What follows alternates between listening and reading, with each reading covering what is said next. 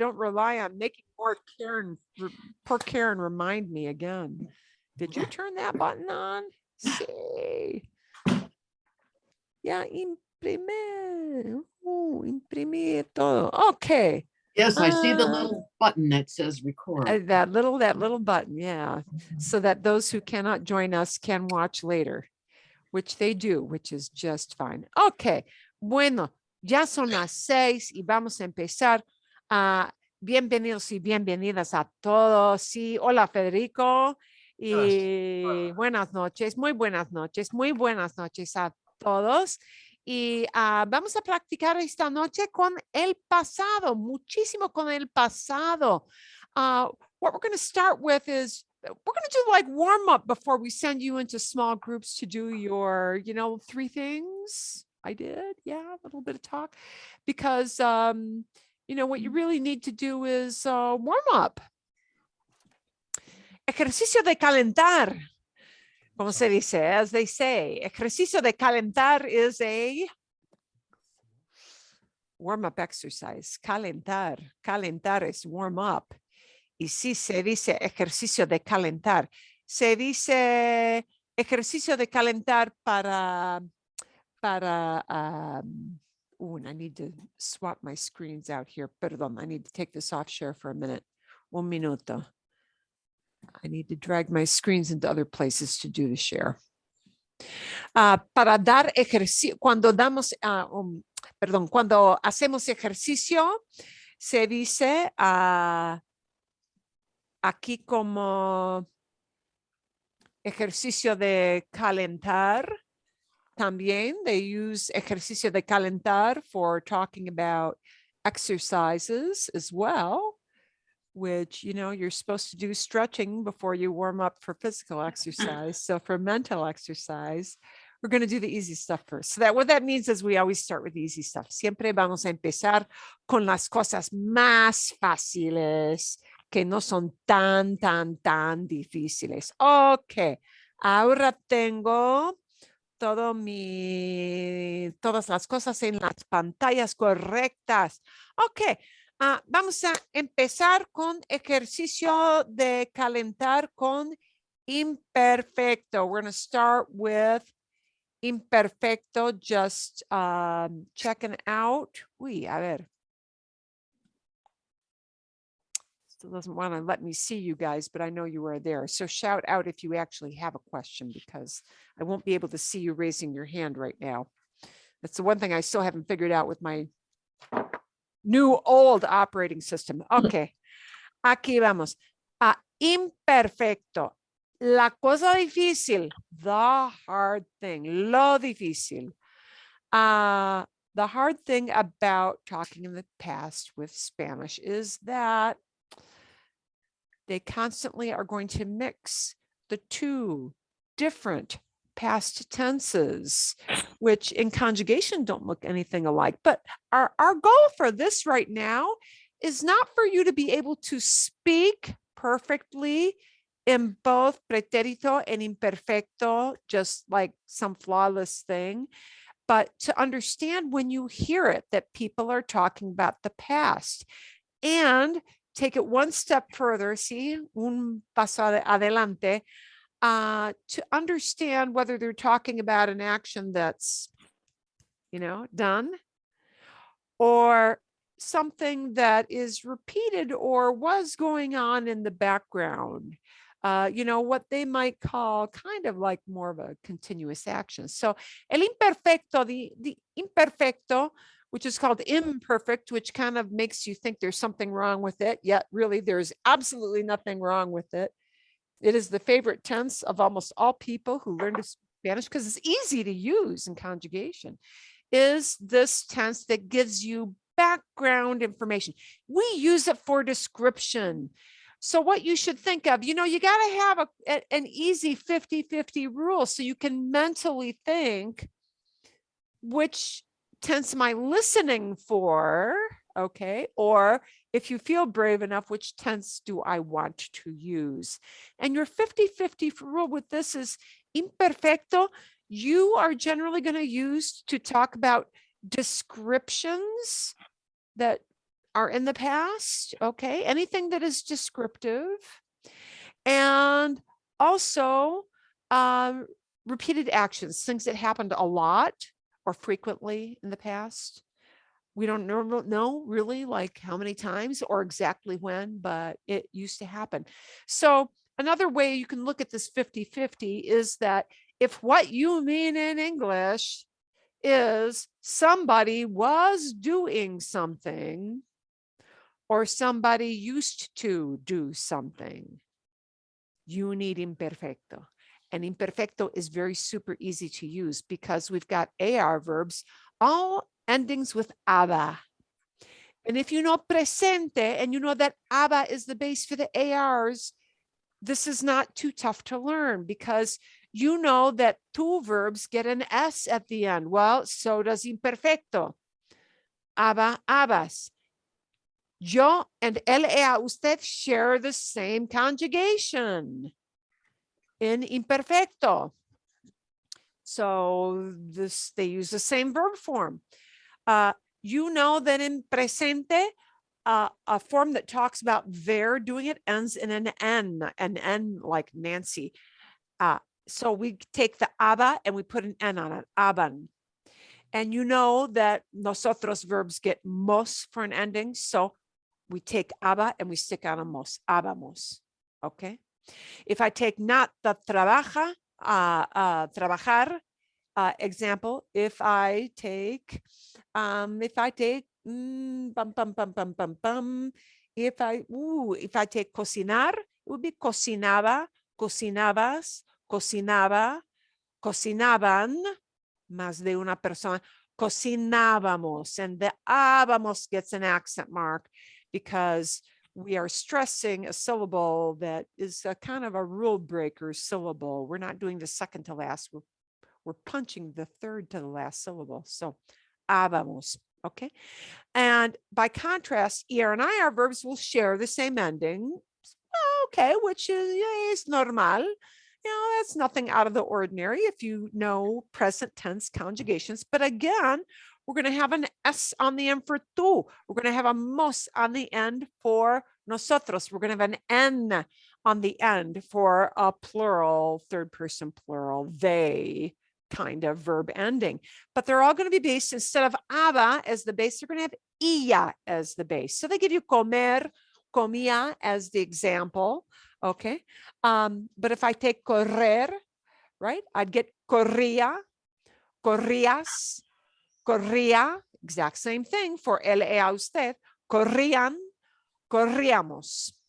And all of those have accent marks because the ia we have to separate. We can't slam the e and the I and make them one sound. We punch the e sound a little bit more than the a sound. Okay, corría, corríamos, corrías, corrían, lo que sea, whatever it may be. So here's the only imperfect thing about imperfect tense, irregulars, but there are only three. There are only three in the whole darn language. So all that stuff you learned about, stem changes and O to E and E to IE and E to I and all that foo-fa stuff, you don't have to worry about it because it does not happen ever with imperfecto.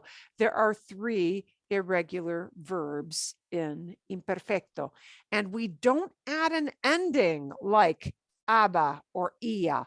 We plug in a whole word. Okay. So the whole word for ser will be yo era, tú eras. Oh, look, S comes back. Él era, ella era, usted era. And again, tú, yo and él, ella, usted will share the same kind of verb form.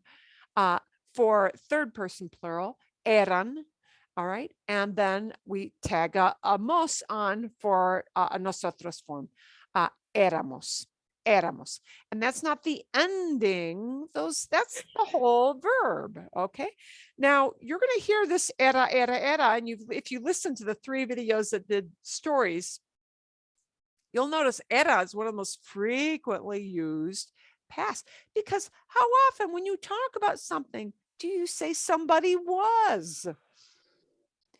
He was tall, she was pretty, he was athletic, they were, they were, and plug in description. The trees were beautiful. Any description in the past is going to very frequently use era. Any place where you would use ser, okay, it's going to plug in era instead. So that is going to be like a super high frequency word to talk about things in the past. In the middle, we've got ir, which I hope we get to talk about at the end of class today, or we might have to shelve it for class next week, but it'll be kind of fun. When you think of to go, somebody went. Well, isn't that over? Well, sometimes it is. But if you want to say used to go, we used to go to the park on Sundays. I used to go to school Monday through Friday, over and over and over and over and over again, right? As that 50-50 rule, I did it over and over and over again. Ir is going to take to go into the used to go territory, right? Not so much went, but used to go, because it's got to be talking about repetition. And again, we plug in a whole word, just like we did with era. Iba, ibas, the S comes back. Iba, yo and el usted share the same form. Iban, and then íbamos, okay? And ver, actually, I hate to even call that an irregular because it's irregular because instead of taking off the ER, you keep the E part, okay? But it's an ER verb, so it's going to use these IA forms that we had. So veía, veías, veía, veían, veíamos. There you go, okay? Bien. So describir, we use it to describe in the past. So that means we're talking about what something looked like. We use it to talk about emotions in the past a lot. Hábitos o acciones repetidas, repeated actions, things that happened a lot, but just that, a lot. I don't know how much, a lot. How much is every summer? Okay, yeah, you could count. Oh, I've been alive. How many? No, nobody's going to do that. Every summer I used to do something, right? Hábitos, repetición. Okay, vamos a practicar. We're going to see if we can plug in the right forms here. Escribe el verbo en el imperfecto. You don't need to decide, am I doing, preterito, am I doing imperfecto? Just plug in all imperfecto. And notice that when we talk about age, whether it's saying somebody was young or was old or was a certain age, that'll have to go into imperfecto because age is a description. And all descriptions in the past have to be imperfecto. So, okay, a ver, I'm going to read this along as we go. We'll see how well you do with it. Cuando yo tenía 10 años, mi familia y yo viajábamos a España cada verano para visitar a la familia de mi mamá.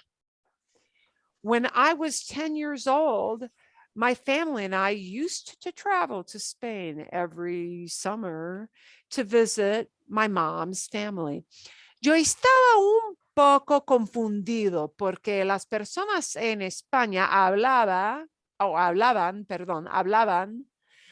un español muy diferente que el mío. I was a little confused. Oh, that's a description of my mental state. Because people in Spain used to speak a Spanish that was very different from mine. A nosotros. Ooh. Yeah, that's my question. That's where I thought somebody would. Is that nos? So what's the thing liked? What's the thing that was liked? Paella. Well, not just paella, but Mucho Eating. comer paella. Con comer, acciones se consideran singulares. ¿Sí? Actions are considered singular. So, a nosotros nos gustaba mucho comer paella. We need the nos gustaba It's not reflexive. Nos gustaba. It was pleasing to us. So we used to like eating this dish, paella. Yeah. A nosotros nos gustaba mucho comer paella. Cuando estábamos allá, when we were over there, dormíamos muy tarde. We used to sleep really late porque mi familia de España comía una cena muy tarde en la noche. Because my family ate dinner really late. You know, they se come la cena en España a las 10 de la noche, por lo general, you know, usually if you have an early dinner, you're eating at 8 or 9. 10 o'clock is more normal, okay? Pardon. Sí, sí, Sí. Did you say comían or comía, comía? comía, mi Oh, because it's familia. mi familia. Familia singular. Yeah. Yeah. Familias Oh, with an S okay. at the end would be comían. But Okay. comía. Comía. Mi Thank you. familia de comía, de España comía la cena muy tarde en la noche. Casi siempre íbamos al parque El Retiro una vez por semana. We almost always went to Retiro Park once a week. But again, that's repeated like over and over again, a bunch of weeks. Íbamos. Yo pensaba que algún día viviría en España también, pero sigo en México. I thought that someday I would live. Viviría means would live. It's what they call conditional tense. It is conditional. Conditional means would do it, but I'm not. It's not an actual fact. It's yeah, because it's conditional. I would do it, but you know, I'm not. So yo pensaba que algún día viviría en España también. I thought someday I would live in Spain too, but here I am going on in Mexico. Sigo en Mexico. Sigo means I continue. Bien? Okay. Okay. Bueno, mejor. Okay. And now I can see you. Ahora, Juanita, dime. So my family, mi familia, is not considered they, it's considered one. It's considered one, but you know, I will tell you when people speak, you will sometimes hear a plural used. It isn't really grammatically correct, but kind of, I think we in English have that tendency sometimes too, but familia técnicamente es una persona. Yeah. Like saying la gente, people is singular instead of personas, people being plural. Yeah, that same thing. It's a collective noun. So And it takes a singular. And going back to gustaba or gustar Sí, in sí. the imperfect, is there only gustaba and gustaban dependent on what you're talking about? Is it singular, plural, Whoops. or an infinitive? Sí. Okay. And I'm sorry, I have a no gustaba because my fingers are not connected. Nos gustaba if the thing that was liked was singular. So comer paella, singular. Nos gustaba comer paella. See? We used to like eating this thing. Nos gustaba. But if you had something plural, it would be nos gustaban. And what would the plural have to be? The plural thing, and I'm putting it in chat box here. Nos gustaban would mean that these things, they used to be pleasing to us. Okay, por ejemplo, nos gustaban, nos gustaban los payasos en el circo. We used to like the clowns in the circus. Nos gustaban los perritos de mi abuelo. We liked grandpa's doggies, more than one doggie. Yeah. To use nos gustaban Well, the nos is plural, but the thing you like has to be, or the thing you liked, used to like, has to be plural. Okay. So it's not automatically just nos gustaba. It's nos gustaba if the thing that was liked is this many, or an activity, because an activity is considered this many. It'll be nos gustaban, we used to like, if the thing that you liked was plural. Ah, perfecto. Nos gustaban los chocolates después de la cena. We used to like chocolates after dinner. ¿Sí? Chocolates, nos gustaban los chocolates. ¿Claro? ¿Bien? ¿Ok? Pregunta, Sí. Dime, Catalina. ¿cómo se dice paella? What does that mean? Paella. Oh, paella. Paella. The translation is paella. Oh, isn't that helpful? That's what I saw. I will find you a picture very, very quickly, muy brevemente, muy rápidamente. Lo que es una paella. What's a paella? Paella is a special dish. I will put a share screen on so you know what it looks like. If you're a little bit, well, no, I'm not going to say if you're queasy, it might not look good. No, aquí. Es paella. It is cooked in and kind of served in something that looks a bit like a wok. Although it is not an Oriental food, an Asian food, certainly.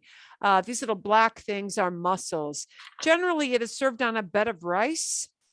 This is a dish particular to Spain. I'm sure you could find places in Mexico that have it, but it was created in Spain in a specific area. Ooh, that's having a festival season right now called Valencia.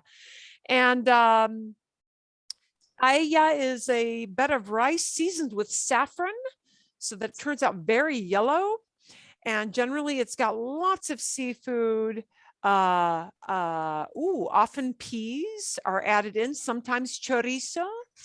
You know, you're kind of free with what kinds of seafood you can put in there, but usually camarones. So if you don't like the little eyeballs waving hello, then yeah, that might do just a little bit.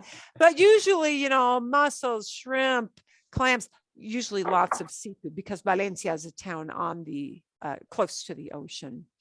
And generally some peas are thrown in there as well. So you may see it in varying, you know, various amounts, but that's what paella looks like. There is no translation for paella. That's the name of the dish. Bien? Sí, gracias. De nada, de nada. Okay. Preguntas del imperfecto. Any questions on that imperfect? Verbs you're going to hear, and you probably heard a lot in the stories that you did for homework. Estar gets used in imperfecto a lot. Estaba, estabas, estaba, estábamos, estaban. Tener gets used in imperfecto a lot. Tenía. Those two in particular a lot, and you know, era a lot. But with estar and tener in particular, you know, if you want to say, I had $5 in my pocket, that's got to be imperfecto. How long did you have that $5 in your pocket? Did you count it? I didn't. All day? 5 hours? I don't know. It was just there. Okay. So if something was in a location or you had something, or you want to say, estaba muy cansada. Wow, I was really tired. Most of the time, you're going to hear that in imperfecto. There's never 100%, but most of the time you are going to hear it used that way because they're descriptions of how, you know, description of what I had in that pocket, a description of how I felt. They are not events. If I had $5 in my pocket, it's not an event. It didn't happen. It was just there. Okay. So it's going to have to be, yeah, it's got to be imperfecto. Sí. What if I had $5 when I got robbed? Oh, robbed is an event. So then it would be different. Oh, sí, claro. Sí. Tenía, ok, por ejemplo, tenías $100 en el bolsillo, pero alguien me robó. Alguien me robó. Somebody robbed me. Well, robbed is about as classic event as you can get. They did it. Boom, they're out of there, right? And that's it. But I had that. It was just around. Yeah, so not an event. It's got to be an event to be preterito. A once and done. ¿Sí? Bien? Okay. Más preguntas, more questions, or should we take a look at a little bit at the preterito? Más. No. Okay. A ver, let's take a look at our preterito, and we're going to look at the bottom segment there. Preterito is about as opposite of the perfect of imperfecto as you can get. This is the one tense, preterito, that I'll be honest with you, nobody who learns Spanish likes learning this. It is an unpleasant tense, not because it talks about events that are over with, but because it has an extremely high percentage of irregular verbs. And there's no way to know which ones will be irregular. They just, there they are. And now you're like, how did they get to that verb? It does not look anything like what I thought it was going to look like. Preterito information is as horrible, magnified by 10, as imperfecto was easy. Okay, but what we're showing you here are the regular patterns, because there are regular verbs in preterito. Okay, and you will notice one glaring omission. The tu form. Ooh, the tu form. The form for tu does not get an S on the end.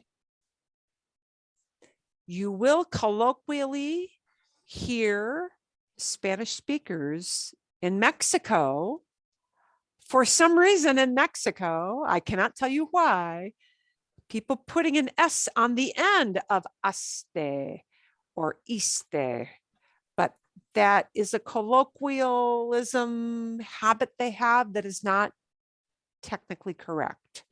Okay, so just so you know, you may hear people using it that way. It isn't technically correct, but people will do it in Mexico.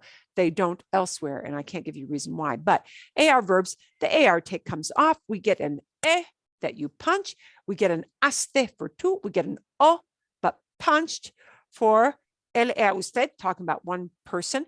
Aron for they, or ustedes, right? Ellos, ellas, ustedes. Amos, yay, amos, something is easy. Here's the easy conjugation for AR verbs in preterito. So we get trabajé, trabajaste, trabajó, trabajaron, trabajamos. And trabajamos is the only one where you say, oh, thank God, something I can figure out.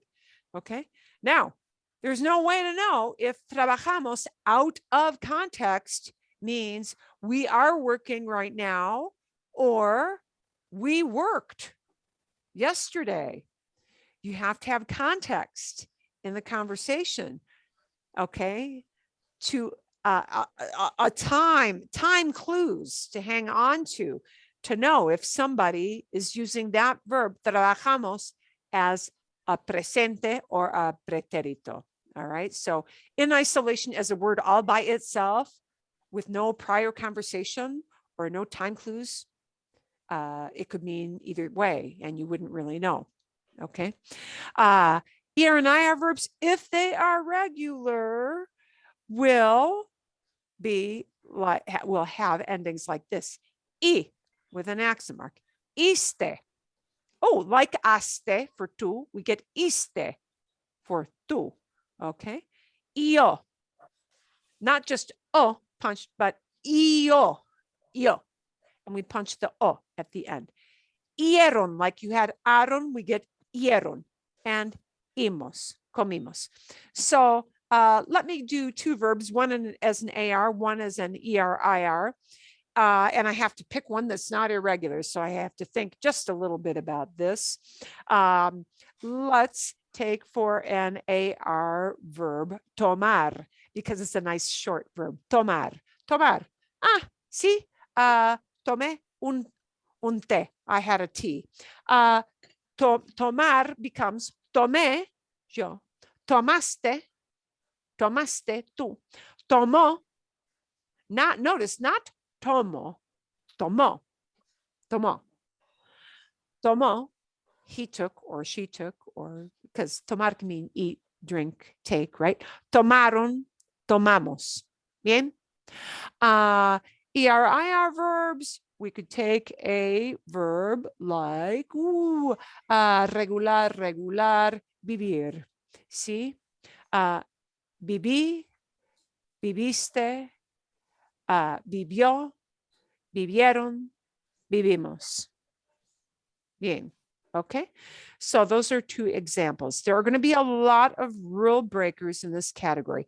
And this is a chart made up by Ana of the Ana y David combo. And she gave 3 examples, mostly because of the examples she was using of how bizarre the preterite can look when it's irregular. Venir, if you want to say somebody came, I came is vine. You came is viniste. He came as vino. I know it's the same as the word for wine, vino, but now it's a verb, vino. Vinieron, they came. Vinimos, we came. Ir, totally weird, totally freaked out weird. It gets an F. I can't tell you why it has an F. Why does it have an F and a U? What the heck? I got no clue. It makes no sense at all, but it is what it is. Fui, fui. Fui, fuiste, fue, fueron, fuimos. We're going to come back to ir in a minute. You are likely to hear ir a lot in this oddball fui, fuiste, fue category, because we often use to go in the past as went. We probably say went more than we say used to go. You know, we only say used to go if we're recounting, you know, a story that has repetition in the past. But it's pretty common to say, well, geez, 6 o'clock, I went here, then I went there, then I went blah, blah, blah. Yeah. So ir, if ever you're going to get an odd, irregular in preterito, ir is going to be one you can count on. You're going to hear it a lot. Okay. Because in all languages, we use went a lot. And she gives you an example of what happens with the verb hacer, which is totally weird and irregular. Hice, hiciste, hizo. Z? Really? Yes. Hizo. It's got to be a Z. It can't be a C because then it would be pronounced ico. So they had to pick, which phonetic letter can we plug in there that'll get that hacer sound, that S sound for hacer? And they picked the Z because that's the only thing that really, really worked easily. Él hizo. Ellos hicieron, nosotros hicimos. Okay. And hacer is to make or to do. So hacer in preterito would mean made or did something. Hice mi tarea esta noche. I did my homework tonight. Por ejemplo. Okay. Mi hijo hizo la cama. My son made his bed. Because that's preterito.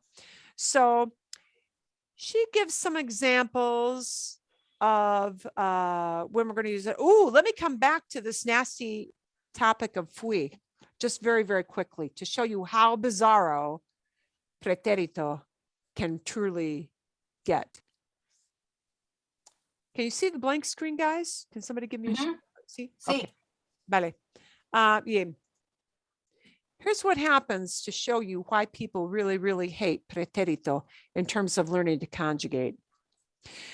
You found out that ir in preterito is fui, fuiste, fue, fueron, fuimos. Okay.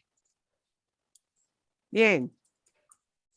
Here is ser in pretérito. Fui, fuiste. Yep, you guessed it. Fue, fueron, whoop, not fueron, fueron, and fuimos. Okay, why do they do this? I have no clue, but that is it.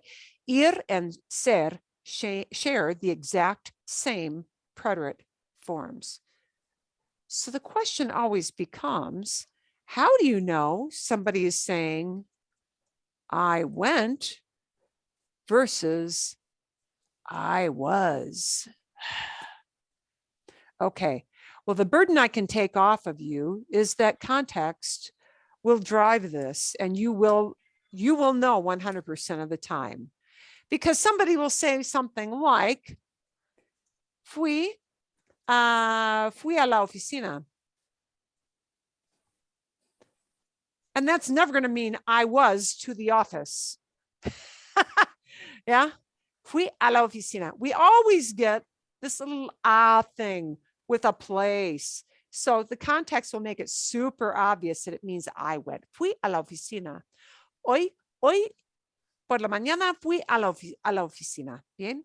And this business of using ser in pretérito, it does happen, but the tendency, I would say, is that you're probably going to hear ser used more in imperfecto when people are talking about what happened in their day, because that's the way it's going to work out. So I would say, don't worry about ser using these too much at this point, but do know that that happens, because boy, that is a shock and weird. Okay. Bien. We'll talk a different day about some other irregulars, but not today. We just want you to know when you're hearing it, somebody's talking in the past, right? Okay. And she gives as why we use preterito, like big events. But you know what, guys? It doesn't have to be a big event. Únicos, unique, yes, it needs to be a once and done. Okay, it needs to be happened one time and was over at a specific slated, designated time. Okay. You know, we went to the park on the 5th of the month, on the 5th of the month, not we went to the park every week. Okay, so then you need preterito. So she gives a bunch of examples that tell you one time only. When we talk about events in a period of time with a specific date, then we use preterito as a general rule. Okay. And she gave examples. Now let's see if we can just plug in a few preterito examples. And so here's the obvious thing. I was not a doctor. We're saying al doctor, to the doctor. Ayer fui al doctor. Fui. Yeah, I went to the doctor. Fui al doctor. El diciembre pasado, last December, comimos pavo. We ate turkey, pero yo comí tanto que me enfermé. But I ate so much, I got sick. Mi escritor favorito publicó, and we get an O at the end with an accent mark on it. Mi escritor favorito publicó su libro libro nuevo hace 2 semanas. 2 weeks ago, my favorite writer published his new book. Okay, and 2 weeks ago is a specific point. It happened and boom, okay, now it's published, right? Pero yo no compré, pero yo no lo compré aún. Compré, but I didn't buy it yet. Okay. Quiero esperar a la firma de libros para comprarlo. She wants to wait for a signing event. Yeah, I want to wait for a signing event. Mi hermana está muy emocionada. My sister is really excited porque ella salió en televisión en una entrevista. Salió. Came out on TV. Salió en televisión, came out on TV in an interview. Okay. So those are examples of actually plugging in the preterito un poquito más. Okay. ¿Alguna pregunta? Any question on that segment so far? Okay. Do not force yourself to learn all the imperfects. You're going to be doing like, you're going to memorize this many verbs, preterito, that are weird, that don't look like very much like the stem they come from? Probably not. They'll come with time. Okay. So you want to just recognize it. I want to do two things. A menos que ustedes tengan pregunta, unless you guys have a question. No? No. Okay. Vale. I want to do two things. I want to talk about one special verb you're going to hear a lot in the past and why it goes one way or another. And I think for this, I'm not going to show you the video. I'm going to show you an actual screen that will explain it. Okay. Con ejemplos, with examples. A ver. Okay. Pueden ver. Can everybody see our little I, había, hubo thingy there? See? Bien? Sí. Let me move that around just a bit. Un poquito. No. Okay. Doesn't want to bring my Zoom back. Well, one of my problems with my Windows 10 yet. I still have to figure out. Aquí vamos. Here we go. This verb I is a special little animal. What I really should have told you that you guys know what I means. I means Yeah. what? Haber, there are. Yeah, it comes from haber. Haber has a B. Wow. But in the present form, it doesn't get that B, right? I is only used that one way. To talk about right now. Right? But if I talk in the past, how do I use I? Because I es muy común. ¿Sí? Hay una farmacia por aquí. Is there a pharmacy around here? Hay mucha gente en el parque. Hay mucha gente en el parque. There are a lot of people in the park. Okay, but now I'm talking about right now. What if I want to talk about like there was stuff or there were things around in the past? The vast majority of the time, you're going to use this. Había. And it is not going to get a yo form or a tu form or nosotros form. It's just like I is always I, había is always había. So había will mean not there is, there are, there was, there were. Yay. Once in a while, you will hear hubo, but not as frequently. If you made a big pie chart, how many times do I hear había versus how many times do I hear hubo? Había is going to get about like 80% of the time, maybe higher, maybe 90 in an average conversation. And hubo will be not very much. Okay. So haber is a happy verb. You don't have to change it. So that's great. I will be used for anything. Había will be used for anything. Hubo will be used for both singular and plural, but it's an event. You'll see what we mean. So, okay, por ejemplo, I talks about existence. It just says something is around. That's all it does. Okay. Hay una casa bonita aquí. Oh, there's a pretty house here. Hay muchos turistas en la playa. There is lots of tourists. There are lots of tourists on the beach. Hay una fiesta mañana. Wow, there's a party tomorrow. Okay. So, presente, present. Now, había says that there was or were people or things around. Había describes. If I say, wow, there were tons of weeds in my yard, that's a description. Weeds are not events. Flowers are not events. Oh, there were flowers everywhere. A flower is not an event. Okay, so había always paints some kind of visual picture of what was around. So, you get things like, había una tienda en la esquina. There was a store on the corner. Well, the store was there. How long? I don't know. A store is not an event. It just was there, like a long time. Unspecified, therefore había, right? Había muchos turistas en la playa. There were, not there are, there were a lot of tourists on the beach.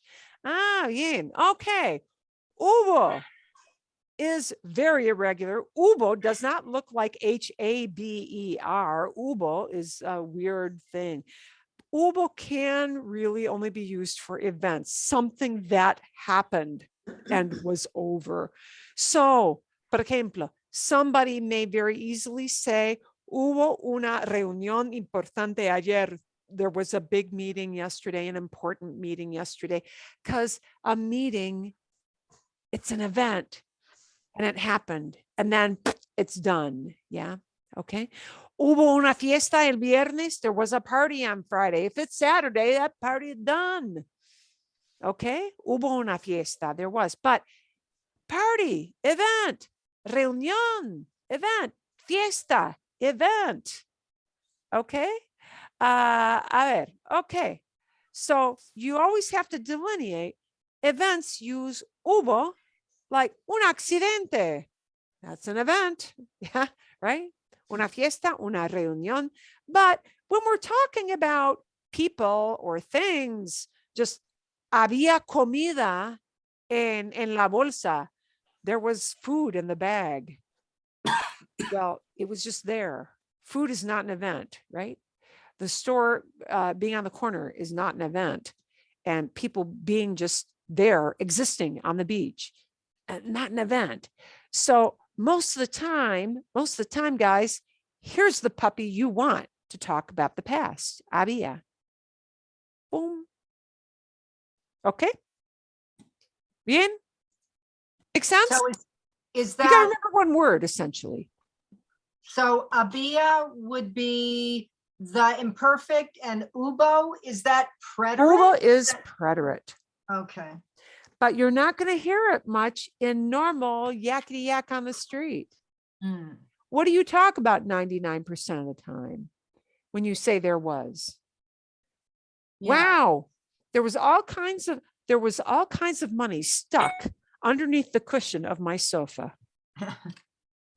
Había un montón de monedas debajo del sofá. Money, those coins laying there, they're not an event. They just, you're saying where they were around. Yeah. So a lot of times when we say what there were or there was, most of the time in usual conversation, it's 70-80% of the time going to be a description of just what was around, and it's going to be había. Therefore, you don't have to think about it very hard. It's había. Yay. Había. Okay. Buena Una pregunta. Okay. pregunta. Sí, Susana. So to play devil's advocate here, what if you said there were a lot of people on the beach yesterday? Still Would that había. be considered an event, or is it a description, or? Yeah. Okay. It's a description. Okay. Even though it was yesterday, even though I know we said, oh, when you say words like ayer, yesterday, or Mhm. el sábado, it's Mhm. past. Well, it is, but there were a lot of people. I am painting you a picture Picture, of what okay. it looked like. Oh, It's a description. People on the beach is not an event. Okay. Okay. It's just what was there. All right. Thank Yeah. you. Okay. The sky was blue is not an event. It rained. That's an event. Yeah. See? Llovió. It rained. Okay. I'm going to put in chat box 2 verbs that both come from the same thing. I'm going to llover. And what the difference is between putting it in preterito. Llover, llovió, preterite. It rained. Done, right? Okay. Why would people need imperfect for that? If what they mean is it was raining. Now I'm describing. Oh, it rained yesterday. Llovió. Llovió mucho ayer. It rained a lot yesterday. Llovía y llovía a cántaros. It was pouring like cats and dogs. Now I'm describing. So people will choose one tense over another to say, I'm describing, or boom, it happened. And they pick one tense or the other to create that video. It's going on versus the snapshot, boom and done. And that's why Anna's description of preterito is like taking a picture, a digital still picture is pretty good. Imperfecto is like taking a video. You're seeing everything, all the stuff in the background, everything that was going on. Es la diferencia. That is the difference. Okay, bien. It is a tough thing. I could say we don't have it in English, but we kind of do, because we say, I was working when a customer walked in for the first time. I was working, imperfecto, customer walked in, boom, event. Okay, so we have this idea in English. If what you mean in English is somebody was doing something, they were doing something. Imperfecto. If what you mean is used to do something, did it a lot, but we don't know how often. Imperfecto. Boom.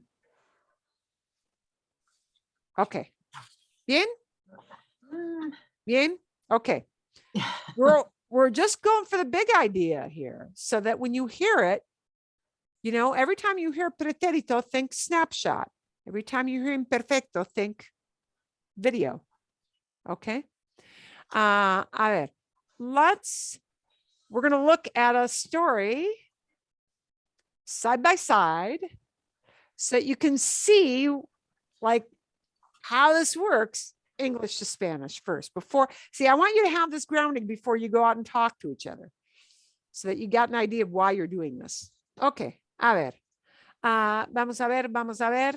And okay, so what we're going to do is I'm going to read for you the English part, and then I want you to listen to the Spanish. The other night, I was looking for my yo-yo in the basement when I found a large brown box with many black and white photos. I looked and I didn't recognize anyone in these photos until I found an envelope. I found a yellow envelope with a color photo on the bottom of the box. There were about 10 people, and their faces looked familiar. That's a description, but who were they? And they being in those pictures is not an event. They're just there. Okay. So, Sótano perdón. encontré una We missed some of that.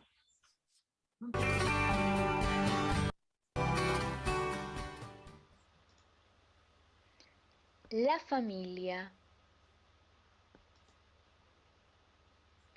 La otra noche, mientras buscaba mi yoyo en el sótano, encontré una gran caja marrón con muchas fotos en blanco y negro. Miré y no reconocí a nadie en las fotos, hasta que encontré un sobre amarillo con una foto a color en el fondo de la caja. Había alrededor de 10 personas y sus caras parecían familiares, pero ¿quiénes eran? So when we talk about who were those people, quienes eran, we're describing them really. Yeah, those people are not an event. They're not over with. Okay. Now let's look at the English. In the middle, there was a person who looked like my mom. Oh, but it was not my mom. After a while, after looking at it for a while, I realized, boom, when you realize something, the light turns on in the brain, right? I realized who it was, my grandma. And next to her was her husband, my grandfather, giving her a hug. En el medio había una persona que se parecía a mi mamá. Looks like my grandma is a description. Imperfecto. Pero no era mi mamá. Wasn't mom. They're still just talking about mom, right? Después de mirar por un rato, me di cuenta de quién era. Mi abuela. Y al lado de ella estaba su esposo, mi abuelo, dándole un abrazo. Let's look at the English. Below them was my mom, who looked much younger, and my brother and sister, my Aunt Patricia, and my Uncle Omar. Still, I wondered why my aunt and uncle's children, my cousins, Luis and Sabrina, weren't there. In fact, neither. In fact, neither was dad. Okay, was there, I think. My mother's brother-in-law's dad's brothers, my uncles Tito and Alfred, weren't there either. Okay. Debajo de ellos estaba mi mamá, que parecía mucho más joven, y sus hermanos, mi tía Patricia y mi tío Omar. Todavía me preguntaba por qué los hijos de mi tía, mis primos Luis y Sabrina, no estaban ahí. De hecho, tampoco estaba mi papá. Los cuñados de mi mamá, los hermanos de papá, mis tíos Tito y Alfredo tampoco estaban. Okay. Nunca Let's take a quick. I had never met my mom's mother-in-law or father-in-law because my grandparents lived far away. And notice when you say lived far away, we don't know how long. They used to live. They used to live far away. That's the idea behind that. Still, I knew that they loved their only grandson very much. And I was the only one because neither Uncle Tito nor Uncle Alfredo had children. Llegué a conocer a la suegra o el suegro de mi mamá porque mis abuelos vivían muy lejos. Aún así, sabía que ellos querían mucho a su único nieto. Y yo era el único, porque ni mi tío Tito ni mi tío Alfredo tenían hijos. And notice had children. We're not talking about the birthing of children. If you put tener into preterito, it means actually that somebody had those children, like birthed them. Okay, so when you talk about somebody had children in the sense of how many they had, yeah, just describing, it's got to be imperfecto. Oop, Okay, so Dad would have loved to have nephews, but he had to settle for having mom's nephews. Anyway, Dad was always great with his brother-in-law, so my cousins always came to our house to play. Oh, always came to our house. Always came. So that means over and over and over again. A papá le hubiera encantado tener sobrinos, pero tuvo que conformarse con los sobrinos de mamá. De todas formas, papá siempre era genial con sus cuñados, así que mis primos siempre venían a nuestra casa a jugar.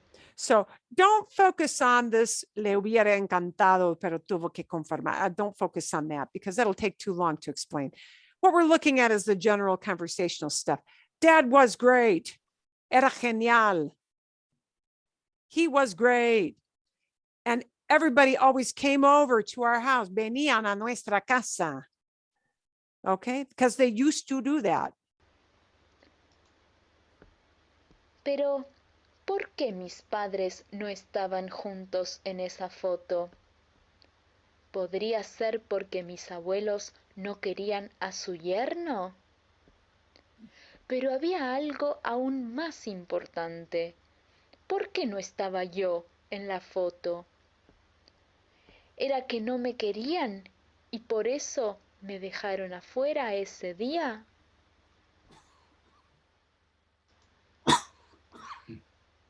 Lloré un poco pensando en esto, pero tenía que saber la verdad.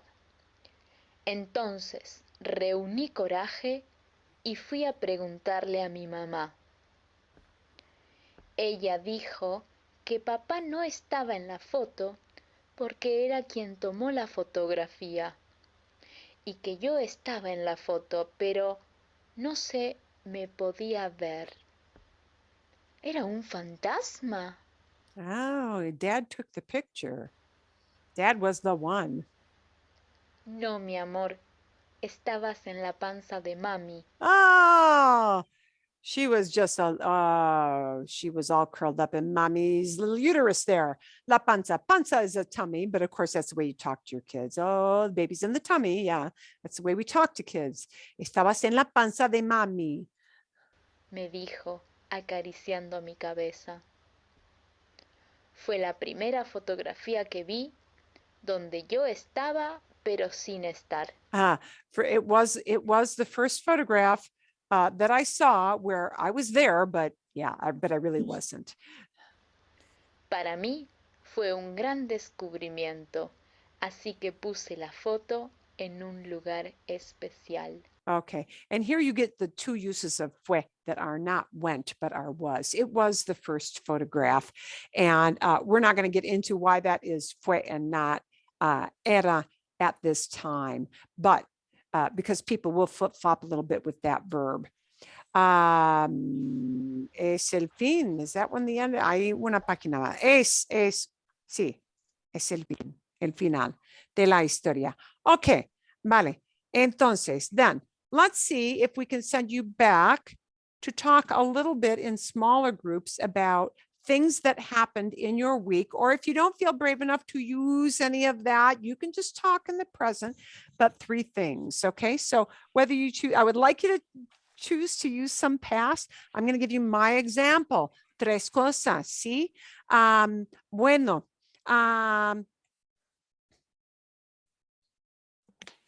ayer,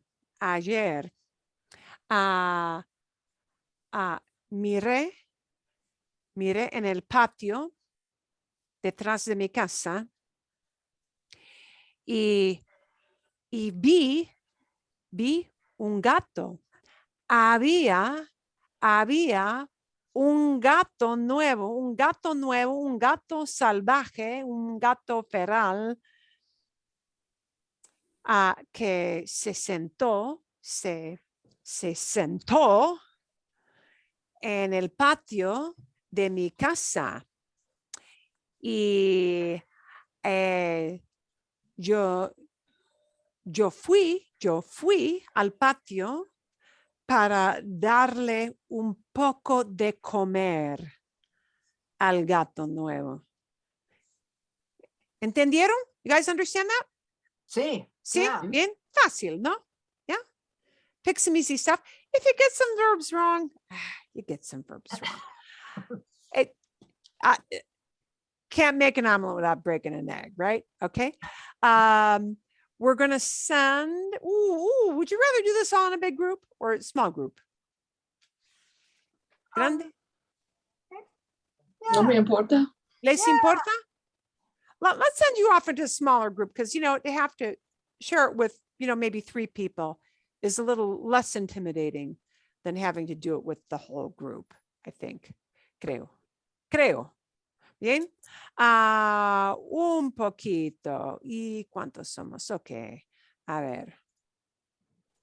A ver. I'm going to give you 7 minutos, 10 minutos, algo así. Bien? Sí. Pretty good? Okay. Vale. You'll need to hit a join button. Okay.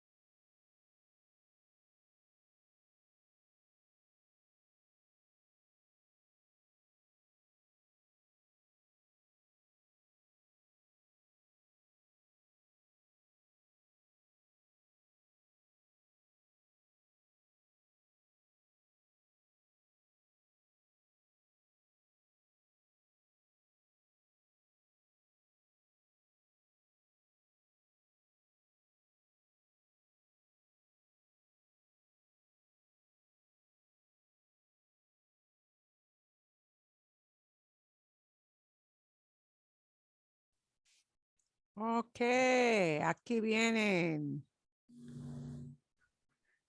Fue un poco difícil. Little hard. Mhm. Más o menos. Okay. I'm going to give you another little assignment, but it's going to be very focused for the coming week, and you'll see what I mean. Okay. Can you, Marilyn, can you answer a question? Claro, sí. In the story that you were reading, the English and the other, you got to the point when they use that, I think it's an idiomatic phrase, the realized, using the Oh, me di cuenta. me di cuenta. I used it, but it over in theirs, they used preterite. I used it in preterite, but I kept thinking imperfect should be used when you're thinking or making opinions and stuff. Is this? Yeah. That's what- a tough one. That's a tough one. Darse cuenta you hardly ever hear used. And I'll type in the chat box the verb she's talking about here. Susana's talking about this verb. Darse cuenta de. Tom, who? And this is a very common verb, but it's a three. Oh, no, it's 3 words. It's actually going to be 4 words because we've got that se thing. Ah, crap. Okay. So what it winds up being, yeah, I know it's complicated, but the cuenta de never changes. The cuenta de always stays cuenta de. Okay.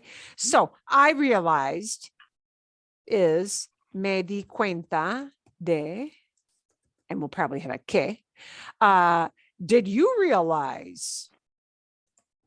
¿Te diste cuenta de que? There's, did you realize? ¿Te di cuenta? ¿Te diste cuenta? ¿Te diste cuenta de qué? See, yeah, I know. It's kind of a lot. Nos dimos cuenta. We realized. Nos dimos cuenta de algo. We realized something. Darse cuenta de is almost always preterite. You very rarely hear it in imperfecto. Because just that action of realized, once you make it past, can you make that a frequent? I was realizing. Every time. Day after day, I realized I was an idiot. No. Well, but yeah, okay. So see, yeah. If it was like over Groundhog's Day kind of thing, yeah, then imperfecto. But most of the time when we say, wow, she didn't realize what trouble she was getting into, it's boom, it happens like that. Just the nature of that event is that, it's like kind of like saying you crashed the car. Kind of hard to make that was crashing the car. I mean, theoretically, can you? Yeah. But in terms of an everyday conversation, probably not. Okay. Makes sense? See, Susana? Yeah. Okay. I want to see what questions you had coming out of this. Because I'm going to ask you to do something slightly different next week, but it will be easier probably. I had a question on the little reading, the story about the photos and the family, because at one point she said, "Nunca llegué a conocer." That is a special phrase. What's llegué doing in there? Don't touch that. Okay. Ignore that. Don't go there. Because it's again one of those things kind of like darse cuenta de.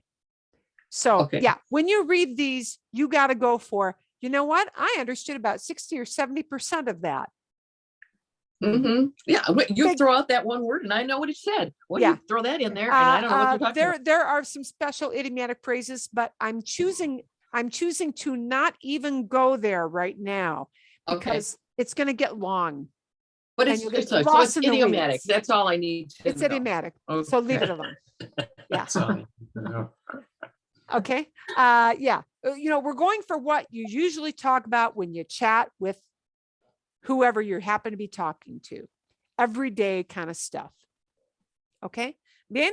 Any other questions? See? No. Okay. Bien. Oh, see? ¿Alguien? No. Okay. Vale. All right. what I want you to do for next week is I want you to listen to another story. Mm. So you get used to more and more stories, and there will be 2 of them.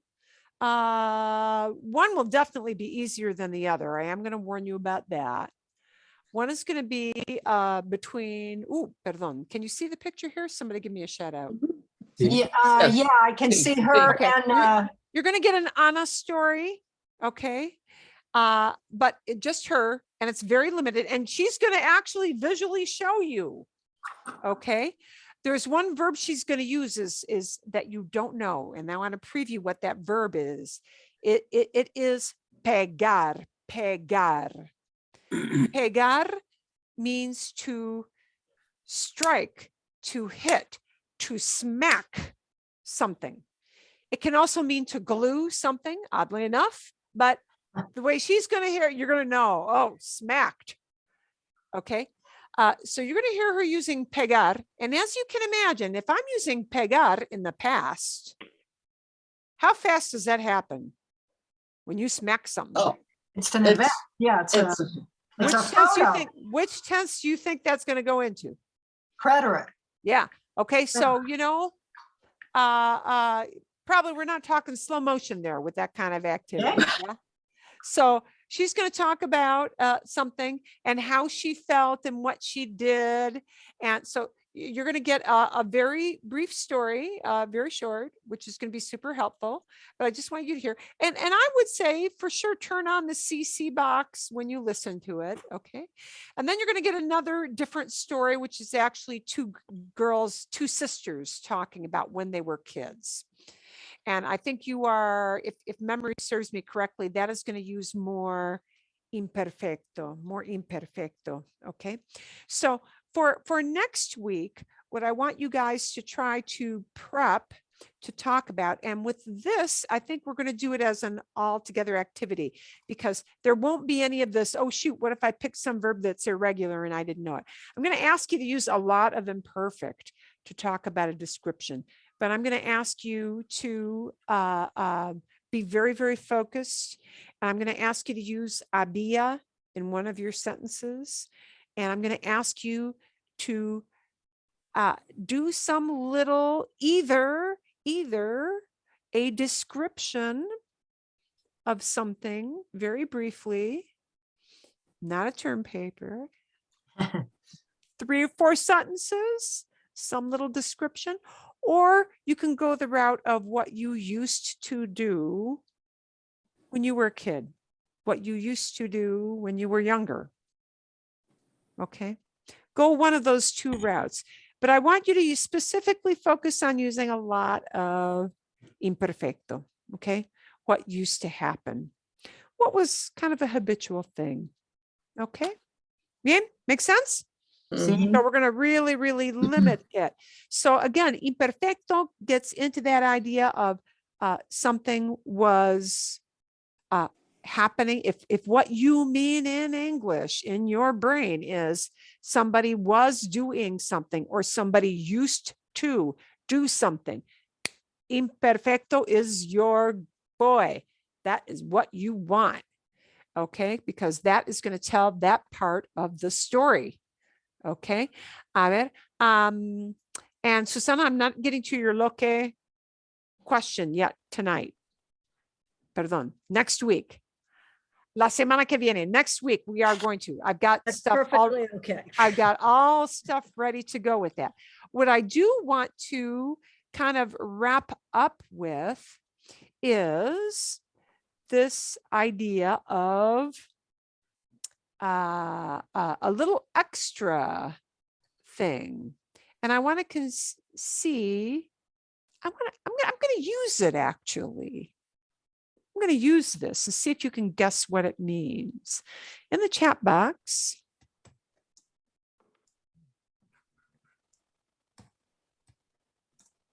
I'm going to show you what I'm going to use and what I want you paying attention to.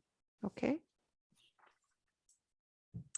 I'm going to do a little story and see if you can get what this means. Now, I had already told you that Do a quick share. I already told you that most of the time when you hear ir, it's going to be one of these. Fui, fuiste, fue, fueron, fuimos, right? Fuimos al supermercado. Mi esposo fue a su oficina para trabajar. Mis hijos fueron a la sala porque querían ver una película de ciencia ficción. Most of the time, you're going to hear ir in Preterito, because most of the time it's going to be they went there, he went there, I went blah, blah, blah, right? And most of the time it's going to be fui. But I want you to now look back at the chat box at the bottom at iba, a, and a verb. This is what you're going to hear. It's going to change the meaning. I'm going to see if you can understand what it means when somebody uses iba, a, and a verb. Okay. Por ejemplo, ayer yo iba a llamar a mi mejor amiga, pero tenía clases, tenía mucho trabajo, yo tenía mucho trabajo y no la llamé, pero iba a llamar a mi amiga. Got a clue for what iba a llamar might mean? Going to call? Yeah, what I am going to. Am going to is. I was going to. Oh, I was going to. Oh, why do we need imperfecto for ir? To say I was going to do something. Oh. Because now it's not an event that really happened anymore. It's this, oh, wish I had done that. Oh, por ejemplo, iba